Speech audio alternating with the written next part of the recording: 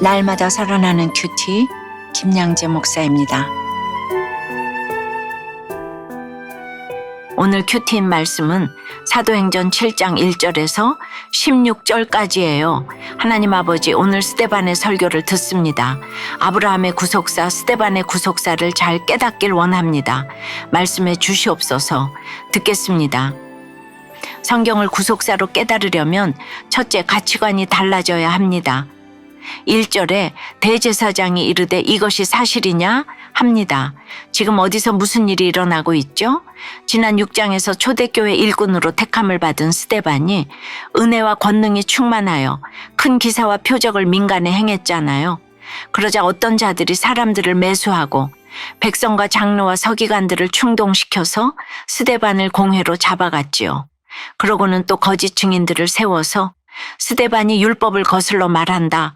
나사렛 예수가 이곳을 헐고 또 모세가 우리에게 전하여 준 규례를 고치겠다고 한다며 고발했어요. 그러자 대제사장이 지금 그것이 사실인지 아닌지를 확인하려는 것입니다. 그런데 스데반이 어떻게 대응합니까? 이 질문에 네 하면 당장 잡아들일 것이고 아니요 하면 거짓말한다고 또 잡아들일 것 아닙니까? 그래서 2절에 보니 스데반은 먼저 부형들이여 들으소서라고 하네요. 부형들이여는 영어로 brothers and fathers입니다. 자신을 고발하고 모함하는 사람들에게 형제의식을 가지고서 오히려 그들을 존대합니다. 이런저런 변명도 안 합니다. 지혜의 영이 임하니 자기 이야기를 하지 아니하고 쭉 성경 말씀으로 성령의 설득을 합니다. 2절에 우리 조상 아브라함이 하란에 있기 전 메소보다미아에 있을 때에 영광의 하나님이 그에게 보여라고 해요. 하나님이 소돔과 고모라 같은 그 갈대아 우르 메소보다미아에서 아브라함에게 이미 보이셨다는 것입니다. 예루살렘 성전에만 계신 하나님이 아니고 이스라엘만 사랑하시는 것도 아니라며 그들의 선민주의의 쐐기를 박은 것입니다. 그런데 4절에 아브라함이 갈대아 사람의 땅을 떠나 하란에 거하다가 그의 아버지가 죽음에 하나님이 그를 거기서 너희 지금 사는 이 땅으로 옮기셨느니라고 해요. 창세기에는 분명히 아비가 죽음에 떠났다는 이야기가 없는데 스데반은 왜 이렇게 전했을까요? 그래서 큐티가 중요하고 신구약을 꿰면서 봐야 합니다. 여기서 중요한 것은 옮기셨느니라입니다. 이 또한 아브라함이 잘나서 믿음이 좋아서 떠난 게 아니라는 것입니다. 하나님이 사건을 주셔서 번쩍 들어 옮기신 것이지요. 스데반이 말하고자 한 것이 바로 이것입니다. 그런데 우리는 하나님이 명령한 땅으로 가라 했을 때 아브라함이 갔다. 그래서 아브라함은 순종의 인물이다. 줄곧 이렇게만 생각합니다. 그래서 나는 왜 이리도 순종을 못할까 자책하지요. 그러나 성경은 위대한 사람들의 이야기가 아니에요. 성경이 위대한 것은 사람이 지은 죄가 그대로 다 나와 있기 때문이에요. 시아버지와 며느리가 동침하고 딸과 아버지가 간음한 것, 이런 게 다 나와 있습니다. 우리와 똑같은 성경의 이야기를 써놓았지요. 이게 구속사입니다. 5절에 여기서 발붙일 만한 땅도 유업으로 주지 아니하시고 다만 이 땅을 아직 자식도 없는 그와 그의 후손에게 소유로 주신다고 약속하셨으며 라는 말씀도 그래요. 떠나라 떠나라 해서 떠났는데 아무것도 눈에 보이는 게 없습니다. 자식도 없이 떠났는데 약속만 믿고 걸어가라는 것입니다. 그러니까 속았잖아. 예수 믿고 되는 일이 하나도 없잖아 하며 실망하는 일이 우리에게 끊임없이 일어납니다. 여러분, 구속사와 세속사, 팔복과 기복은 이토록 어마어마한 차이가 있어요. 그렇게 가치관이 달라져야 해요. 이 땅에서 잘 되는 것만이 축복이라고 생각하면 안 됩니다. 적용 질문이에요. 정말 상상할 수 없는 곳에도 하나님이 계심을 믿습니까? 이제는 스데반의 구속사 설교가 좀 깨달아지세요? 성경을 구속사로 깨달으면 둘째, 그 어떤 고난도 나의 구원을 위한 축복의 사건이 됩니다. 8절까지 아브라함의 구속사를 설교한 스데반은 9절에서 곧장 요셉 이야기로 넘어갑니다. 하나님은 요셉을 그의 환난에서 건져내셨을 뿐만 아니라 영예로운 자리에 세우셨지요. 그런데 11절에 그때의 애굽과 가나안 온 땅에 흉년이 들어 큰 환난이 있을세. 13절에 요셉의 친족이 바로에게 드러나게 되니라 고 해요. 흉년이 들지 않았더라면 요셉의 친족이 결코 애굽으로 갈 일이 없었다는 것입니다. 요셉이 형들의 시기로 애굽에 팔려가서 총리가 된 것도 흉년이 든 것도 이 야곱을 소개하기 위해서라는 것이지요. 그리고 15절과 16절에서 스데반은 야곱이 애굽에서 죽었다는 사실을 특별하게 언급하고 있는데 이것은 곧 가나안 땅만이 성지가 아니라는 것입니다. 더구나 요셉이 애굽 총리니까 애굽의 고관대작들이 하나님을 믿는 사람의 죽음을 보게 되었잖아요.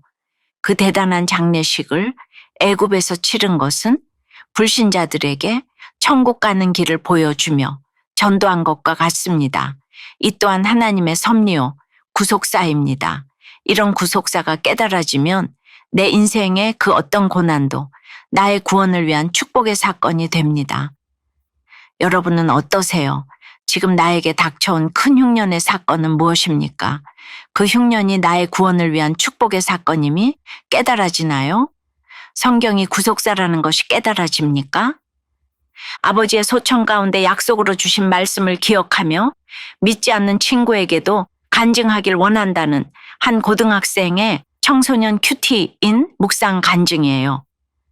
건강하셨던 아버지가 작년에 정확한 원인 없이 갑작스럽게 소천하셨어요. 아버지는 병원에 계시는 동안 다른 환자들에게 복음을 전하셨고 고모에게도 예수님을 전하셨어요.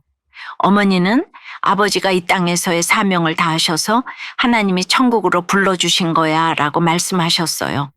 그 말이 인정되었지만 장례 기간에는 우리 가족은 앞으로 어떻게 살아가야 할까 하는 생각으로 막막하고 두려웠어요. 마지막 발인 예배 날은 어머니와 아버지의 결혼 기념일이었기에 더 슬펐어요. 하지만 그날 큐티 말씀을 통해 하나님은 어머니의 남편이 되어주시고 제 아버지가 되어주겠다고 약속하셨어요. 저는 약속으로 주신 말씀 덕분에 힘을 얻을 수 있었답니다. 그래서 발인 예배 때도 이후 청소년부 예배 때도 제가 만난 하나님을 전하며 간증했어요. 제 친한 친구에게도 제 간증을 전했지요. 하지만 친구는 그저 신기한 우연이네 할 뿐 큰 반응을 보이지 않았어요.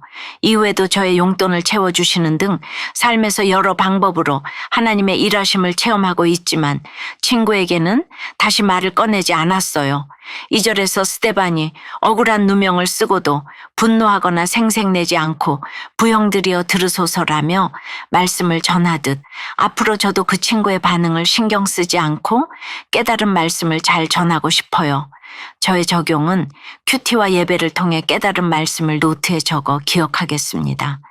친구에게 복음을 효과적으로 전할 기회를 주시길 기도하겠습니다. 입니다. 사도행전 7장 스데반의 설교는 정말 위대한 설교입니다. 달리 위대한 것이 아니라 예수님을 길로 놓고 구속사의 관점으로 요점 정리를 잘했기 때문입니다. 구약의 1300페이지가 넘는 기나긴 분량을 단 50절로 요약했는데 정말 구속사의 핵심이라고 할 수 있어요. 이런 구속사를 깨달으려면 무엇보다 가치관이 달라져야 합니다. 기복에서 팔복으로 가야 합니다. 구속사가 깨달아지면 내 인생에 도대체 왜 이래?가 없어집니다. 그 어떤 고난도 나의 구원을 위한 축복의 사건이 됩니다. 넘지 못할 넘사벽의 고난이 없어지는 것입니다. 기도드릴게요. 주님, 오늘 이렇게 스데반의 구속사 설교를 읽게 하시니 감사합니다. 그런데 우리가 날마다 큐티를 하면서 구속사를 깨닫는다고 하지만 그렇게 살지를 못해서 기복이 여전하고 세상 가치관이 잘 변하지 않습니다. 네 고향과 친척을 떠나 내가 내게 보일 땅으로 가라 하셔도 날마다 현실에 안주하고자 합니다. 사건을 주셔서라도 세상 가치관의 땅에서 약속의 땅으로 저희를 번쩍 들어 옮겨 주시옵소서. 날마다 큐티하며 성경을 구속사로 깨닫고 적용하며 살아갈 수 있도록 은혜를 내려 주시옵소서. 물질과 건강과 세상 관계에서 어떤 사건이 와도 구속사로 해석하고 구원을 위한 사건임을 잘 해석하며 살아가도록 인도해 주시옵소서. 특별히 이 나라의 청소년들이 주님을 인격적으로 만나 말씀으로 인도함을 받는 인생들이 되게 도와주시옵소서. 예수 그리스도 이름으로 기도드리옵나이다. 아멘. 지금까지 우리들 교회 김양재 목사님이었습니다. 큐티에 도움받기 원하시는 분들은 QTM 홈페이지 qtm.or.kr 또는 유튜브에서 QTM을 검색하시면 도움받을 수 있습니다. 자세한 문의사항은 지역번호 031-705-5360번으로 문의하시기 바랍니다.